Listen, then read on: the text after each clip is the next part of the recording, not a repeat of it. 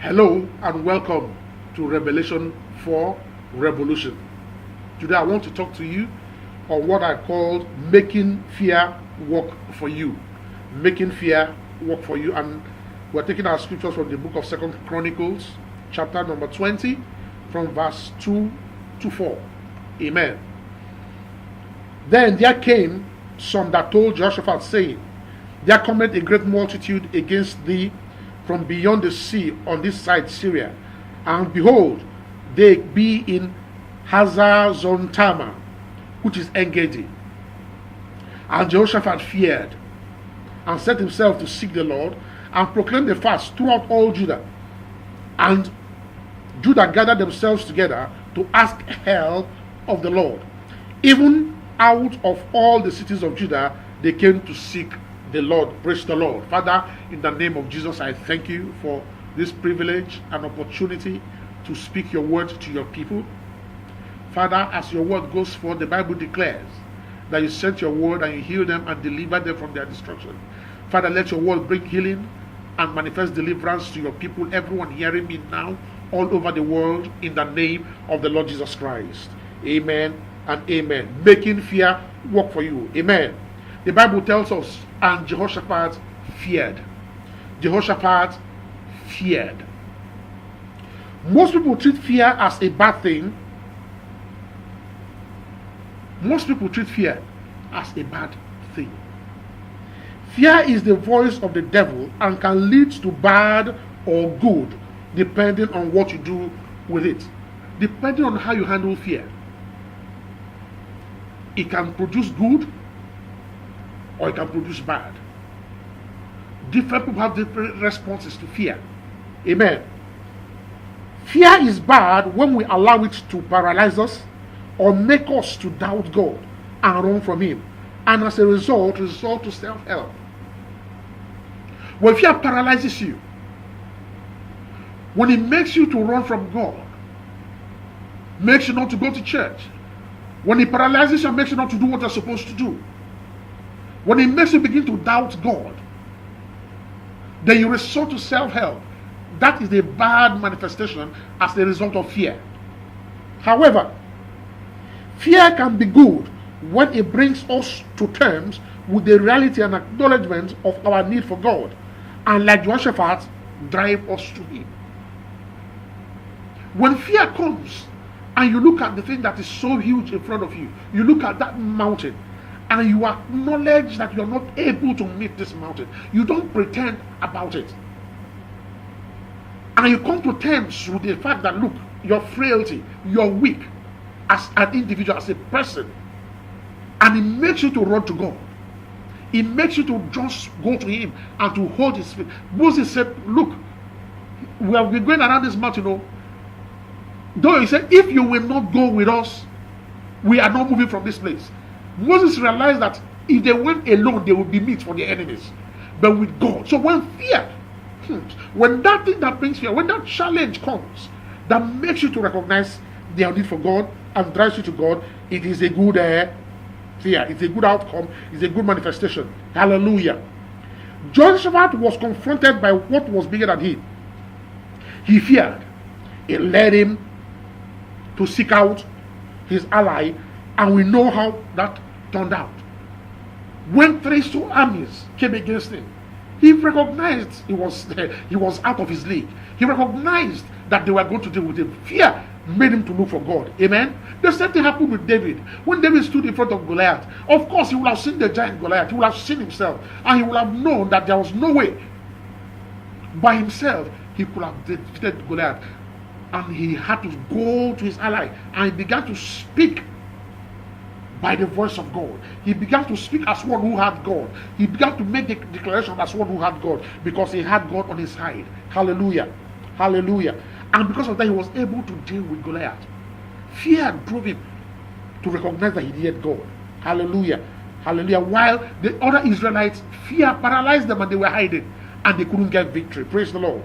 The problem that most of us have is that we want to impress God and others, and sometimes ourselves too.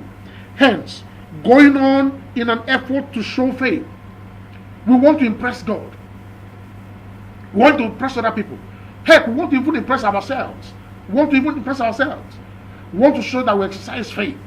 We prayed hard. We want to say we fasted. We want to give ourselves pat on the back. But what happens is that we keep going round and round in circles. We keep going around and round in circles, depending on our faith. I call it having faith in your faith. And every time you find yourself in that situation, what happens? You will know that your faith will never be enough, because inside you, you know truly your capacity. Hallelujah. We may fool other people, but we can't fool ourselves. We know inside us what our capacity is. So we keep going around and around in circles. But what we can simply do is turn to our ally, who before the enemy came knew they were coming and prepared a defeat for them. Jehoshaphat went to his ally. Amen. He ran to God. Before these people came, God already knew. God already prepared their defeat. Before what is standing in your face came, God already knew. And God had already prepared their defeat. He had already prepared deliverance for you. He had already made available. He said, having delivered them. He said, many are the afflictions of the righteous, but the Lord delivers them from all. Provision have been made for your deliverance. But you need to understand it and come to Him. You need to understand it and lay your life before Him. Amen? Because of religion, certain things have been misinterpreted to us. The Bible says, but without faith it is impossible to please God. Many people it has been misinterpreted. Amen? So we keep fighting. We keep trying to get that faith. We still trying to build that faith. We are still trying to muscle our way into this faith. We are still trying to have this faith that we want to demonstrate before God, to prove to Him that we are. Look, that's deception. When it confronts you, you will know. A man told of a story that armed robbers came to his neighborhood, and they started praying. After they left, every night he would come and pray, Father, in the name of Jesus. He felt fear. He would just pray and do gra-gra, spiritual gra-gra. He said after 7 days, every night he would go to bed, any background is up, any small sound is up. After 7 days, he went straight flat before his face, before God. I said, Father, I am afraid.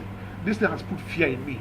Deliver me. He said immediately that was the end of that fear. Listen, you have to acknowledge your need for God. Hallelujah. Fear helps you to acknowledge your need for God, and that's good.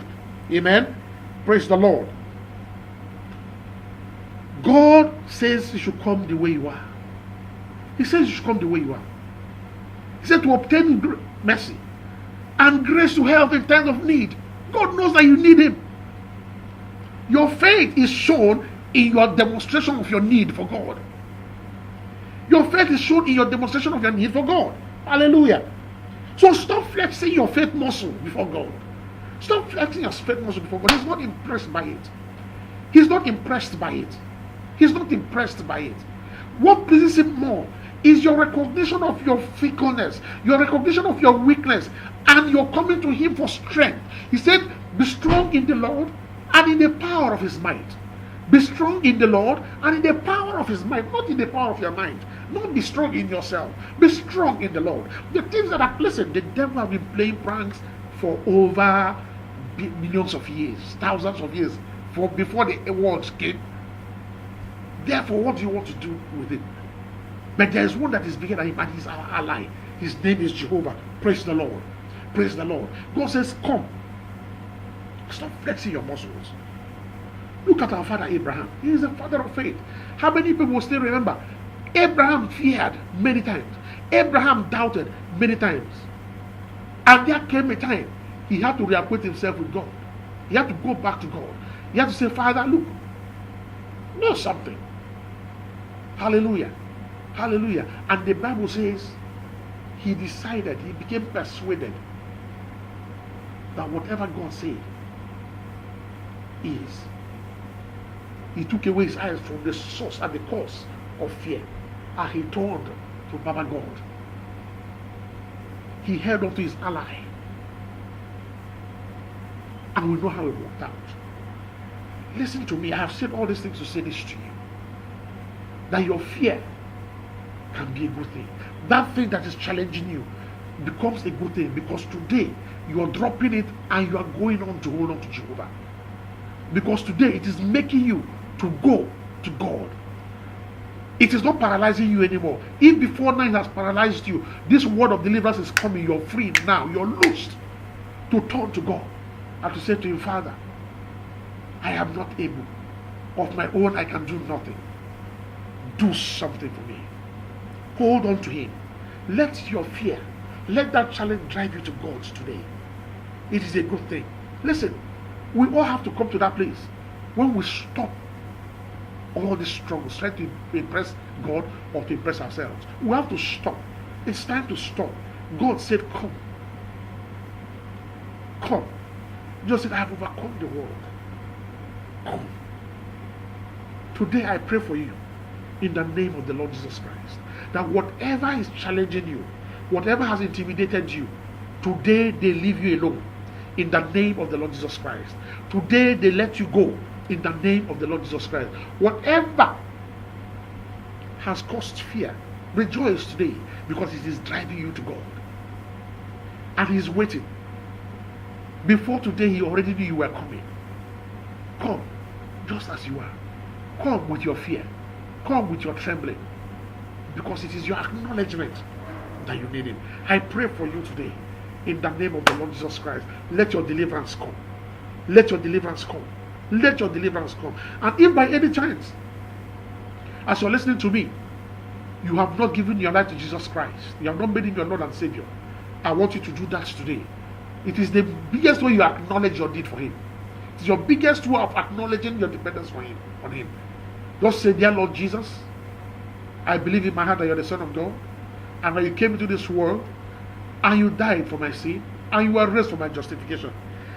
I invite you into my heart as my Lord and my Savior and my healer. Today, I am born again. Hallelujah. Listen to me. If you have made that prayer, welcome to the family of God. I pray for you today, in the name of the Lord Jesus Christ, that the word of God will cause deliverance to come. Everything that has brought fear, that has paralyzed you, today they lose their hold on you. In the name of the Lord Jesus Christ, I rebuke that sickness. I rebuke that disease. I destroy that doctor's report. Now that has paralyzed you, loose and let them go, so that they will go and serve God. In the name of the Lord Jesus Christ. Father, we thank you in Jesus' name. Listen to me. I appreciate you for listening. I appreciate you. I appreciate you. I appreciate you. If you're watching me on Facebook, please don't just look and go away, or don't just click like. Share this message. Let it go out all over the world. Let it reach your friends. Let it reach people that are your contacts. If you're watching me via YouTube, click on subscribe, and if a bell shows, click on that bell, so that every time we post something, you are notified, and you will continue to enjoy it. It will be a place of interaction. In the name of the Lord Jesus Christ, I declare you blessed. I declare you favored. Glory be to our Father God. He alone belongs all the glory.